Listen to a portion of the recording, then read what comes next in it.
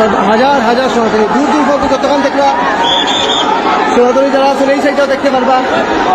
চিন্ময় প্রভুরে যাতে মুক্তি দেওয়া হয় এটাও একটা মুখ্য দাবি।